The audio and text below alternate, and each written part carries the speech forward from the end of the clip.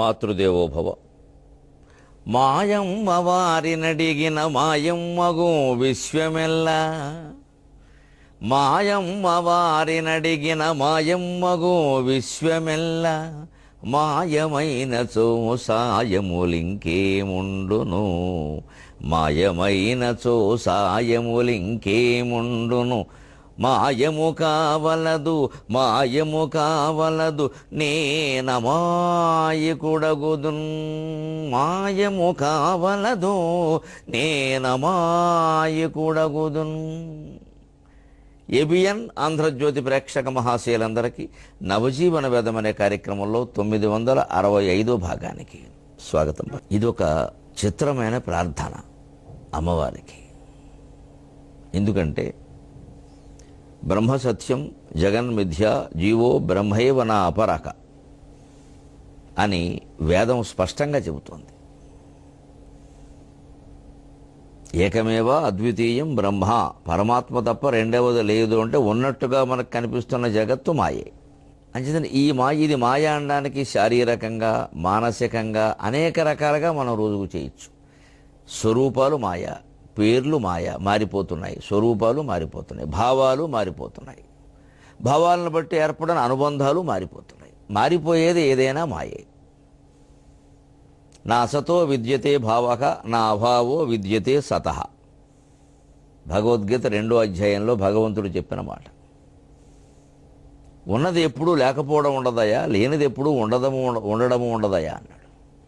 అంచేత ఈ జగత్తు ఉన్నట్టు కనిపిస్తోంది, కానీ దీనికి మూలమైన ఆత్మస్వరూపం పరమాత్మ మాత్రమే ఉన్నాడు. ఇది మాయ.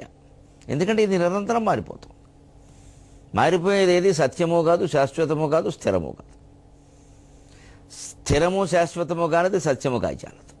అంచేత నీ జగత్తంతా ఎలాగూ మాయే కాబట్టి మా అమ్మవారిని అడిగిన మాయమ్మకు విశ్వం ఎలా మాయమైపోతుంది. విశ్వం జ్ఞాని అయిన వాడికి విశ్వం ఉండదు. విశ్వంలో వాడు ఉంటాడు, అన్నీ నడుస్తూనే ఉంటాయి. ఏవి అతని మనసుకు పట్టవు. మన మనసుకు పట్టినంత వరకు ఏదైనా మాయే. మనం రాత్రి పడుకున్నాం, గాఢ నిద్రలో ఉన్నాం, ఇంట్లో కానీ బయట కానీ ఏం జరుగుతుందో మనకి తెలియదు, మనకు దానికి సంబంధం లేనట్టేగా. అలాగే జగత్ విషయాలలో కూడా అంతర్ముఖులవై నిద్రపోగలిగితే జగత్తు మాయే. జగత్తు అతన్ని ఏం చేయలేదు. అదే భగవద్గీతలో చెబుతారు, యా నిశా పశ్యతో మునైః యస్యాం జాగ్రత్త భూతాని సా నిశా పశ్యతో మునైః. అన్ని జీవులు అందరూ మెలకుగా ఉండి తమ తమ కార్యకలాపాల్లో మునిగి తేలిపోయి రాగద్వేషాల్లో కొట్టుమిట్టాడుతూ ఉంటే మహాయోగి నిర్మలంగా నిశ్చలంగా నవ్వుతూ ఉంటాడు. వాడికి ఇవేం పట్టవు. ఎందుకంటే ఇందులో ఎవరికేమైనా వాడికి సంబంధం లేదు, ఏదీ సంకల్పించలేదు. వీళ్ళే రకరకాల వ్యామోహాల్లో కొట్టుకుంటారు. అంచేతన ఏదో జగత్తుని ఏదో చేసేద్దామనే ప్రయత్నం కంటే అవన్నీ అలాగే ఉన్నప్పటికీ మనం ఎలా ఉండాలో నిర్ణయించుకోవడమే మంచిది. అదే జగత్తును కూడా మారుస్తుంది. ఆ సుగంధం వ్యాపిస్తుంది. రమణ మహర్షి సాధించిన ఘన విజయం అదే. కేవలం బండరాతి మీద కూర్చుని కదలకుండా ఆయన సాధించిన ఘన విజయం ఇది. ప్రపంచమంతా ఆయన కాళ్ళ దగ్గరకు వచ్చింది. ఆయన ఎవరిని పిలవలేదు, ఎక్కడికి వెళ్ళలేదు. ఎవరైనా వెళ్ళిపోతానంటేనో వద్దం లేదు, ఉంటానంటేనో వద్దం లేదు. యో నద్వేష్టి నా కాంక్షతి. అటువంటి యోగి జగత్తు మాయం కాకపోయినా సరే నేను అమాయకుడగుదును అంటాడు. నేను మాయకు దూరంగా ఉంటే సరిపోయింది కదా, ఇదెంత మాయం అవ్వాలని కోరడం ఎందుకు? ఎందుకంటే దీని ప్రయోజనాలు ఏవో దీనికి ఉన్నాయి. లోకవత్తు లీలా కైవల్యం బ్రహ్మసూత్రాల్లో వ్యాస మహర్షి చెప్పిన సూత్రం. లోకమంతా భగవంతుడు లీల కోసం కల్పించుకున్నది. ఆ లీల నడుస్తూనే ఉంటుంది. మన కోసం పుట్టిందా, మన కోసం మనం వద్దంటే ఆగుతుంది. అంచేతనం దాని నుంచి బయటపడి మనం అంతర్ముఖులం కావడానికే ప్రయత్నం చేయాలి తప్ప ఇదేదో మొత్తం అద్భుతంగా మారిపోతుందనుకోవడం, కృతయుగం ఏదో దిగిపోతుందనుకోవడం పొరపాటు. ఆ మాటకు వస్తే కృతయుగంలో కూడా దురంతాలు, నేరాలు, ఘోరాలు ఉన్నాయి. పాళ్ళు కొంచెం తక్కువ అంతే. లేకపోతే భగవంతుడు 4-5 అవతారాలు అక్కడే ఇస్తాడు మనకి లెక్క ప్రకారం. మత్స్య, కూర్మ, వరాహ, నృసింహ, వామన ఇవన్నీ కృతయుగ అవతారాలు. ఎందుకు అవసరం వచ్చింది? ఎప్పుడూ ఉన్నాయి. క్షీరసాగర మథనం ఎప్పుడు జరిగింది? సొంత తల్లి కద్రువ పిల్లల్ని నాగుల్ని శపించే విషయం ఎక్కడిది? కృతయుగం నాటిది. తల్లి కొడుకుల్ని శపించడం అంటే పైగా దుర్మార్గం అని చెప్పి ఆ గుర్రం తోక తెల్లగా ఉంటుంది, అది నల్లగా ఉండాలంటే మీరు దానికి చుట్టుకోండి అంటే, అమ్మ తప్పమ్మ అసత్యం ఆడాలి మేము ఆడము అంటే పిల్లల్ని అసత్యం ఆడము అన్నందుకు తల్లి శపించింది. ఇంతకంటే ఘోరం ఉందా? అది కృతయుగంలో జరిగింది. అంచేది ఏ యుగంలోనైనా నేరాలు, ఘోరాలు, మంచి చెడ్డ అన్నీ ఉంటూనే ఉన్నాయి. కొంచెం శాతంలో తేడా. దానికి ఊరికే కంగారు పడి ఆందోళన చెందకుండా మన పని ఏదో మనం చేస్తూ మిగిలిన సమయం అంతా భగవత్ స్మరణలో గడుపుతూ ఉన్నట్టయితే తప్పనిసరిగా రావలసిన మార్పులు ఆ వ్యక్తి ఉనికి కారణంగానే వస్తాయి. మాయమ్మ వారినడిగిన మాయమ్మగు విశ్వమెల్ల మాయమైన సాయములింకేముండును మాయము కావలదు నేనమాయకుడగుదున్. ఇప్పుడు సరిగ్గా పర్యావరణం విషయంలో కూడా అనేక రకాల మనం పల్లెటూళ్ళలో ఉండాలా, పట్టణంలో ఉండాలా, ఏం చెయ్యాలి, ఏ వృత్తులు చేపట్టాలి, ఎలా బతకాలనే దాని విషయంలో కూడా బాధ్యతగా ఆలోచించి మన జీవితాన్ని మనం చక్కదిద్దుకోవాలి. కానీ మనం మారితే ప్రపంచం అంతా మారుతుందా, మనం ఒక్కళ్ళము ఇప్పుడు పట్టణాన్ని నుంచి పల్లెటూరుకు వచ్చేస్తే ప్రపంచం బాగుపడిపోతుందా అని ఆలోచిస్తున్నామంటే మనకు రావడం ఇష్టం లేకే ఈ మాట అంటున్నాం. ఎందుకంటే ఇప్పటికీ పల్లెటూళ్ళు దెబ్బతిన్నాయి నిజమే, ఆ దెబ్బతినడానికి కూడా పట్టణాల ప్రభావమే కారణం. పట్టణాల్లో సిమెంట్ రోడ్లు ఉంటే పల్లెటూళ్ళలో సిమెంట్ రోడ్లు వేస్తున్నారండి. వేయకూడదండి సిమెంట్ రోడ్లు. కంకర రోడ్డు ఉంటే నీరు ఇంకుతుంది, సిమెంట్ రోడ్డు ఉంటే నీరు ఎక్కడ ఇంకుతుంది? మొత్తం జారి పక్కకి వెళ్ళింది, మొత్తం గుంటలు ఏర్పడ్డాయి, దోమలు బయలుదేరి. ఇదివరకు నీరు ఎక్కడికెక్కడ లోపలికి ఇంకిపోవడం వల్ల లోపలికి ఇంకిన నీరు భూగర్భం ద్వారా నదుల్లోకి, కాలువల్లోకి, చెరువుల్లోకి, బావుల్లోకి వెళ్ళిపోవడం వల్ల నీరు నిల్వ ఉండడం అనే సమస్య లేదు పల్లెటూళ్ళలో. హాయిగా గాలి వీస్తూ ఉండేది, దోమలు ఉండేవి కావు, బయట మంచాలు వేసుకు పడుకునేవారు. ఇప్పుడు పట్టణ వాతావరణాన్ని పల్లెటూరు ప్రజలు అనుకరించడం వల్ల ఓ బస్సోడు నిరంతరము పొగ చిమ్ముకుంటూ ఇటోడు దుమ్ము, గాలి, ధూళి, దుమ్ము, పొగ, వేడి అన్నీ చిమ్ముకుంటూ పల్లెటూరు నుంచి పట్టణానికి వెళ్ళడం వల్ల పల్లెటూరు వాళ్ళు ఏ వస్తువులు కావాలన్నా పట్టణానికి వెళ్ళి తెచ్చుకోవడం వల్ల పట్టణాల్లో ఉండే సినిమాలు, షోకులు, సౌందర్యశాలలు, బ్యూటీ క్లినిక్లు వాటి ప్రభావాలన్నీ పల్లెటూరు మీద పడడం వల్ల ఆ వాతావరణం కూడా చెడింది. చివరికి ఆ అలవాట్లు పడడం వల్ల ఇంక ఉండలేమని పట్టణానికి వెళ్ళాలని తీర్మానించుకున్నారు. పల్లెటూరులో ఉన్న ఇల్లు తాళాలు పడుతున్నారు, పట్టణానికి వెళ్ళిపోతున్నారు. ఆ వ్యవసాయం అక్కడ ఉంది, ఆదాయం అక్కడ ఉంది, లంకంత ఇల్లు అక్కడ ఉంది, పిలిస్తే పలికే మనుషులు ఉన్నారు, గుమ్మపాలు గుమ్మల్లోకి పట్టుకొచ్చి పోస్తారు. అయినా ఇక్కడ తాళం పెట్టారు, అక్కడికి వెళ్ళారు, అక్కడ కల్మషం పెంచుకున్నారు. తల్లి ఒడిని బోలు పల్లెటూళ్లను వీడి అగ్ని పర్వతముల అంకమందు భస్మరాసులైన పట్టణముల ఎందు వచ్చి పడుదురేలా పిచ్చిగాని అంటున్నాడు కవి. తల్లి ఒడి లాంటిది పల్లెటూరు. దేవులపల్లి కృష్ణశాస్త్రి గారు పల్లెటూరు గురించి ఒక పెద్ద వ్యాసం రాస్తారు. తల్లి ఒడి లాంటిది పల్లెటూరు, ప్రియురాలి కౌగిలి లాంటిది పట్టణం అని. ప్రేయసి ప్రియుల యొక్క కౌగిళ్ళు శాశ్వతాలు కావు, ఏదో ఆ వయస్సులో ఉన్నంతకాలం ఆ మైకంలో ఉంటాయి. తల్లి ప్రేమ అలాంటిది కాదు, అది శాశ్వతం. దానికి వయస్సుతోటి, ఆర్థిక స్థితితోటి, చదువుతోటి, ఉద్యోగంతో, హోదాతోటి, దేంతోటి నిమిత్తం లేదు.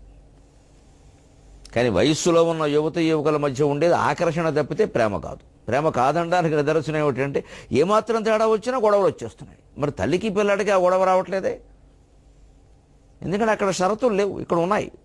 అందుకే ఆయన పల్లెటూరుని షరతులు లేని తల్లి ప్రేమ అన్నాడు. పట్టణాన్ని అనేక రకాలుగా ఉక్కిరి బిక్కిరి చేసే ప్రియురాలు ప్రియుల ప్రేమ అన్నాడు. ఆ ప్రియురాలు ప్రియుడు అన్నాక మగాడైనా ఒకటే, ఆడదైనా ఒకటి. ఇంకెవరిని ప్రియురాలి ప్రేమ అనక్కల, ఆడవాళ్ళని ప్రత్యేకించి అనక్కల, మగాళ్ళు అలాగే ఉన్నారుగా. వీళ్ళేమైనా వాళ్ళని నమ్ముతున్నారా, వాళ్ళని సక్రమంగా చూస్తున్నారా? ఇతని ప్రేమను ఆవిడని నమ్మడానికి వీల్లేదు. ఇద్దరు బతుకులు అలాగే ఉన్నాయి, పరస్పరం అవిశ్వాసం. అటువంటి తల్లి ఒడిని బోలు పల్లెటూళ్లను వీడి అగ్ని పర్వతముల అంకమందు భస్మరాసులైన పట్టణములయందు. అగ్ని పర్వతాల ఒడిలో ఉన్నట్టే బొంబాయి, హైదరాబాదు, విజయవాడ లాంటి మహానగరాల్లో ఉండడం అంటే విశాఖపట్నం కూడా, ఇవన్నీ అగ్ని పర్వతాల ఒడిలో ఉన్నట్టే. ఎప్పుడు ఏం జరుగుతుందో తెలియదు. ఎక్కడో భవనం కూలింది, ఓ 100 మంది కూలకేమవుతాయి? భవనం పక్కన భవనం, అపార్ట్మెంట్లు, పైగా ఒక భవనం కాదు, ఒక ఇల్లు కాదుగా, ఓ 20-30 ఇళ్ళు ఉండేటువంటి పెద్ద భవనం కట్టేసి కింద అడ్డగోలుగా భూగర్భం పేరు మీద అడ్డగోలుగా తవ్వేస్తూ ఉంటే పక్క భవనం కూలిపోదా? దాని పునాదులు కదిలిపోవా? గోడ కూడా అడ్డం ఉండడం లేదే, అలా అనుమతులు ఇచ్చేస్తున్నారే. ఈ అనుమతులు ఇవ్వడంలో ఎవరి ఆకలి ఎంతయో. ప్రజలు ఏమైపోతే మాకే అని అన్ని రకాల నిబంధనల్ని తుంగలో తొక్కి అనుమతులు ఇచ్చేస్తున్నారే.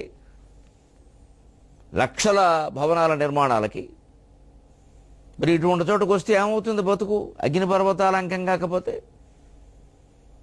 ఇన్ని ఒక 30 కుటుంబాలు కలిపి ఒకే భవనంలో ఉన్నప్పుడు అందరూ గ్యాస్ కడతారనేమిటి? అందరూ కిటికీలు తెరుస్తారనేమిటి? ఆ గ్యాస్ బండ పేలదనేమిటి? పేలితే పక్క ఇళ్ళు పేలదనేమిటి? ఎంతమంది దగ్గర ఎన్ని జాగ్రత్తలు తీసుకుంటారు? అపార్ట్మెంట్లో వస్తున్న పెద్ద సమస్య ఏమిటంటే గోడల్లోకి చెమ్మ వచ్చేస్తుంది, మచ్చల్లో వచ్చేస్తున్నాయి గోడలన్నీ. కారణం ఇన్ని రకాల నీళ్ల గదులన్నీ వరుసగా ఉండడం వల్ల ఎక్కడో ఏదో కట్టుబడిలో తేడా ఉండమో వదిలేయడమో ఏదో జరిగి గోడల్లోకి నీళ్ళు వెళ్ళిపోతున్నాయి. అక్కడి నుంచి ఆ గోడల బీటలు తీసేస్తాయి. ఆ బీటలు ఒక ఇంటితో ఆగవు, కిందికి పైకి వ్యాపిస్తాయి. ఇక ఎక్కడి నుంచి తగాదాలు వస్తాయి. మీరు సరిగ్గా ఉండలేదంటే మీరు సరిగ్గా ఉండలేదని. ఇదే అగ్నిపర్వతముల అంకమందు భస్మరాసులైన పట్టణముల యందు వచ్చి పడుదురేలా పిచ్చి. అదే పల్లెటూళ్ళలో ఉంటే మనకున్న జాగాలోనే మనం ఏదో చిన్నిల్లో పెద్దల్లో మేడంటే మేడా కాదు, గూడంటే గూడు కాదు, పదిలంగా నేసిన పూసిన పొదరిల్లు మాది అని ఏదో కట్టుకుంటాం, చుట్టూ 4 పూల మొక్కలు వేసుకుంటాం. ఏమైనా వచ్చినా మనకే అవసరమైతే మన గోడ మనం బాగు చేసుకుంటాం, మన కిటికీ మనం మార్చుకుంటాం. ఎవడి అనుమతి మనకు అక్కర్లేదు. ఒక సౌరశక్తితో ఏదైనా పెట్టుకోవాలంటే మన డాబా మీద మనం పెట్టుకుంటాం. ఇప్పుడు అపార్ట్మెంట్లో వచ్చాక 30 మంది అనుమతి కావాలి. వాడు బట్టలారేయడానికైనా పెట్టుకుంటాడు కానీ సౌరశక్తి పెట్టినవాడు నాకేదో అడ్డం వచ్చింది అంటాడు. ఇప్పుడు ఇంతమంది అనుమతి సాధ్యమా? దొంగతనాలు కూడా అన్ని చోట్ల జరుగుతున్నాయి. ఎందుకంటే వాచ్మెన్ ఏం చేస్తారు? వాడికి ఎంతమంది తెలుసు? కాదు చూసి పంపించవయ్యా పైకి అంటారు. వాడు చూశానండి, వాడు ఎవడో నాకు తెలిస్తే కదా అంటాడు. చూసిన వాడు నువ్వు దొంగవేనా అంటే అవునండి దొంగనేనంటే అని చెబుతాడా వాడు? ఆ 201లో ఉండేనా నా బావమరిది అంటాడు. వీడు తెలిసేవాడు బావమరిదో మరిది బావో. తప్పదు. పుస్తకాలు, పేర్లు, రిజిస్టర్లు, సంతక అన్నీ మాయలు చేయొచ్చు. సైబర్ నేరాలు జరుగుతున్న రోజుల్లో ఇవన్నీ పెద్ద విషయాలు కావు. రామారావు వాడి పేరు సుబ్బారావు అని రాస్తాడు అక్కడ. వీడు వాచ్మెన్కి తెలుసా? వీడికి అక్షరాలు వచ్చిన. పల్లెటూళ్ళలో సాకళ్ళుగా ఉండేవాళ్ళు ఇప్పుడు పట్టణాల్లో వాచ్మెన్లుగా జరుగుతున్నారు. వాళ్ళకి ఏమిటి వచ్చు పాపం? అదే బట్టలు ఉతకడం మహా అయితే ఇస్త్రీ తెప్పితే వాళ్ళకి తెలియదు. చూసి పంపబోయే పైకంటే చూసే పంపేవాడిని అంటున్నాడు. ఎవరిని అనడానికి లేదు. ఇది ఇక్కడే మనం నిర్ణయించుకుని కాస్త అక్కడికి వెళ్ళి బావుకునేది ఏమిటి? అనవసరంగా ఖర్చు పెంచుకోవడం తప్ప మన ఊళ్ళో మనం హాయిగా కమ్మని గుమ్మపాలు, వడగాచిన నెయ్యి, పొలాల గాలి, స్వచ్ఛమ్మగ నీరు అన్నట్టుగా ఉన్నాం కదా. ఉన్నంత పొను ఉంటే అక్కడ కష్టాలు వస్తున్నాయి. కానీ ఇన్ని ఉండవండి. వచ్చి పడుదురేలా పిచ్చి కానీ. ఎందుకంటే పట్టణాలు పెరగడం మొదలైన తర్వాత స్థలాలు ఆక్రమించేసి చెరువులు కూడా పూర్తి చేస్తున్నారండి. చెరువులు కూడా పూర్తి చేస్తున్నారు. ప్రాణము నిల్పు వాహినులు నిల్పు స్థలములయ్యే, ప్రాణము నిల్పు వాహినులు బస్సులు నిల్పు స్థలములయ్యే, కళ్యాణపు మంటపమ్ములు సరస్సులనే కబళించి, కళ్యాణపు మంటపమ్ములు సరస్సులనే కబళించి, మంచి మాగాణములు అద్దె కొంపలు దుకాణములయ్యే, మంచి మాగాణములు అద్దె కొంపలు దుకాణములయ్యే, జనప్రవాహము ఏదైనను పూడ్చిపెట్టగలదు ఆఖరికింతనుదానె గూడను, జనప్రవాహము ఏదైనను పూడ్చిపెట్టగలదు ఆఖరికింతనుదానె గూడను. చెరువులు పూర్తి చేసి, కాలువలు పూర్తి చేసి బస్టాండ్ల నిర్మాణం చేస్తున్నారు. జనం పెరిగారండి, బస్సులు పెరిగాయండి, బస్టాండ్ ఉండాలి కదండి. బస్టాండ్కి స్థలం ఏమిటి? కాలువ పూర్తి చేయడం. కొన్ని పట్టణాల్లో అయితే పక్కన ప్రవహిస్తున్న కాలువ గట్టు కట్టి దాన్ని పూర్తి చేసి దాని మీద అపార్ట్మెంట్లు కడుతున్నారు. గట్టు మీద అపార్ట్మెంటా నిలబడుతుందా? కట్టేసి వెళ్ళిపోతే అయిపోయే, బిల్డర్ గారి పని అయిపోయింది. నీకు పోయేవాడు పోతాడు, వాడికే. ఆ కాలువ ఎప్పుడైనా పొంగింది అంటే అయిపోయినట్టే వాడి పని. కాలువ పక్కన అపార్ట్మెంట్లు ఎలా కడతారు? 30 కుటుంబాలు అసలు ఒక భవనంలో ఉండడం. కాలువ కొట్టిన ఒక కుటుంబం ఉండడానికే భయపడతారు కదా. ప్రాణము నిల్పు వాహినులు బస్సులు నిల్పు స్థలములయ్యి. కాలువలు ఎప్పుడైతే పూర్తి చేసి బస్టాండ్ కట్టారో మంచినీళ్ళు లేకుండా పోయాయి. వర్షపు నీరు ఎక్కడ నిల్వ ఉంటుంది? కాలువలు లేకపోతే, చెరువులు లేకపోతే, బావులు లేకపోతే. సహజంగా కురిసిన వర్షపు నీరు సహజంగా నిల్వ ఉండేది బావుల్లో, చెరువుల్లో, కాలువల్లో. పైగా నదుల నుంచి కాలువల్లోకి, కాలువల నుంచి చెరువుల్లోకి, చెరువుల నుంచి బావుల్లోకి, బావుల్లోంచి నూతుల్లోకి భూగర్భం గుండా ప్రవహిస్తుంది నీరు. భగవంతుడు చేసిన సహజమైన ఏర్పాటు. పైగా ఆ ప్రవహించడంలో పొరలు పొరలు పొరలు పొరలు దాటుకుని భూమిలో సహజంగా ఉండేటువంటి రకరకాల ఖనిజాలను కూడా దాటుకుని రాసుకుని ప్రవహించడం వల్ల సహజంగా శుద్ధమవుతుంది బావిలో నీరు కానీ, చెరువులో నీరు కానీ. ఒక పెద్ద చెరువు మీద ఎప్పుడూ ఎండ పడుతూ ఉంటుంది కాబట్టి అందులో ఉండే సూక్ష్మక్రిములు నశిస్తాయి, నీరు స్వచ్ఛంగా ఉంటుంది. కాలువ మీద సరి చెప్పక్కల, నది అంతకంటే ఎక్కువ. మనం వాటర్ ట్యాంక్ మీద నీళ్లు పట్టుకుని కిందకి తీసుకుని మోటార్ ద్వారా వాడుకోవడం మొదలెట్టాక ఏమన్నా పడతాయేమో అన్న భయంతో బల్లులో ఏవో పడతాయేమో అని వాటర్ ట్యాంక్ మీద మూత పెట్టాం. మూత పెట్టడం వల్ల ఎండ తగలకుండా పోయింది. అక్కడ నాచు పెరిగింది, అక్కడికక్కడే కుళ్ళింది నీరు. బల్లి పడితే ఏడాదికోసారి పడుతుంది. ఇప్పుడు నాచు ప్రతిక్షణం పడుతూనే ఉంది. మనకి మంచి చేసుకుంటున్నామో, మంచి చేసుకునే పేరు మీద చెడు చేసుకుంటున్నామో అర్థం కావట్లేదు. పరిస్థితులు విచిత్రంగా ఉన్నాయి. వీటన్నింటికీ మనిషి షోకు మేరడం ప్రధాన కారణం. నిరాడంబరంగా, నిష్కల్మషంగా, హాయిగా ఉన్నంతలో జీవించలేకపోతున్నాడు. బాగా ప్రదర్శన కావాలి మనిషికి, ఖరీదైన జీవితం, అందరి ముందు చెప్పుకోవడం. దానికోసం ఎంత నష్టపోవడానికైనా సిద్ధంగా ఉన్నాడు. నిజంగా మనస్సుకు అందుతున్నదేం లేదు. వాళ్ళెవరో గుర్తించడం, గౌరవించడం, ఆహా అన్నం, ఓహో అన్నం తప్పితే. ప్రాణము నిలుపు వాహినులు బస్సులు నిలుపు స్థలం మూలయ్యి.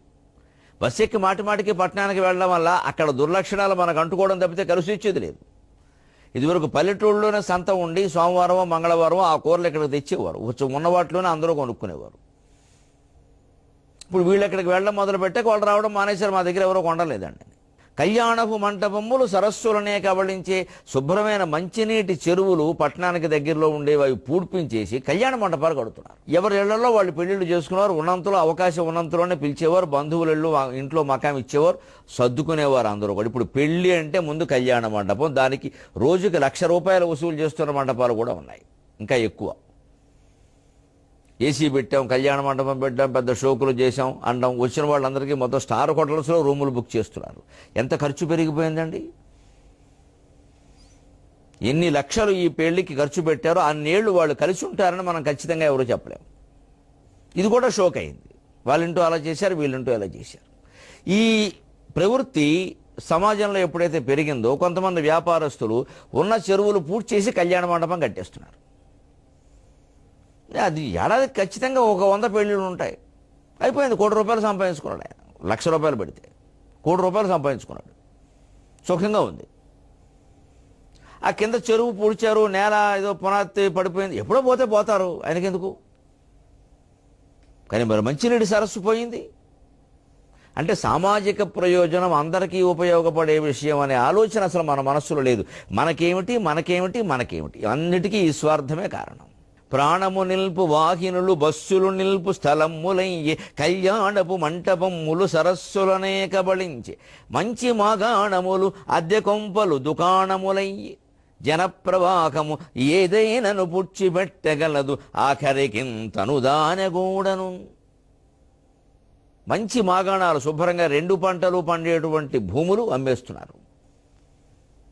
కూలి వాళ్ళు రావట్లేదని, వ్యవసాయం గిట్టుబాటు కావట్లేదని వాళ్ళు కొంచెం బలహీనపడేసరికి వీళ్ళు అక్కడికి ఎడుతున్నారు. మాకు అమ్మేయండి, ఎకరానికి 3 లక్షలు ఇస్తాం, 4 లక్షలు, 30 లక్షలు ఇస్తాం. అక్కడ ఏం చేస్తున్నారు? అద్దె కొంపలు కడుతున్నారు. ఇదే రియల్ ఎస్టేట్ వ్యాపారం లేదా షాపింగ్ కాంప్లెక్స్. ఈ కాంప్లెక్స్లు కట్టడం వల్ల వాళ్ళకి ఖచ్చితంగా వాళ్ళకి సరుకులు అమ్మాలి కాబట్టి వాటి గురించి విశేష ప్రచారం చేస్తున్నారు. అవసరం లేనిదాన్ని కూడా కొనిపిస్తున్నారు, అవసరాలు కల్పిస్తున్నారు. ఇదివరకు జనం వాడకాన్ని బట్టి వస్తువులు పుట్టేవి, ఇప్పుడు వస్తువులు పుట్టడాన్ని బట్టే జనం వాడుతున్నారు.